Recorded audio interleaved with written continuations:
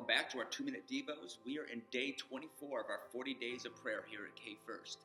And if you look in your prayer journals, you'll see on day 24, Psalm 20 is our assignment. Psalm 20 is just 9 verses long, but there's some great stuff in here. And I will tell you this, right in the middle, smack in the middle of this chapter, I feel like God rocked my world with a thought.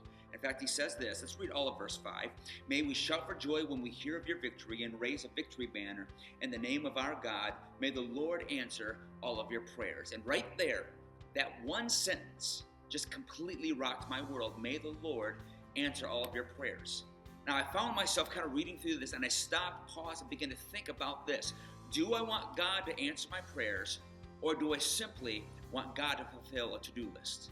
See, I'm afraid in our American churches that we have turned God into a genie in a bottle, and instead of being a people of prayer and truly laying things before the Lord and accepting His answer, I think that we've turned God into this idea of, I'm going to give you a to-do list, and if you really love me, then you're going to give me what I want. Because if we're going to truly be a people of answered prayer, then to be honest, I want to hear all the yeses in the world, but I need to be okay with the no's from God just as much as I'm okay with the yeses.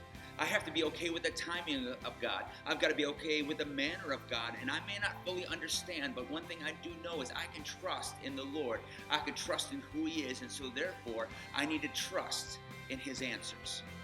When I think of myself as a parent, I love telling my kids yeses, but there are times because I love them so much, I have to tell them a no because that's what they need. There are times I can tell them, just wait, it's not the right timing because that's what's best. And if I love my kids that much, how much more do you think our Heavenly Father loves us?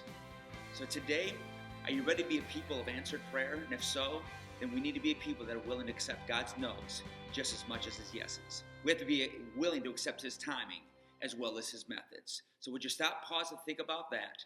And as you think about it, I believe God's going to do a miraculous thing of building up your faith and entrusting in Him. That's all I've got to say today. We'll see you tomorrow as we continue through our series.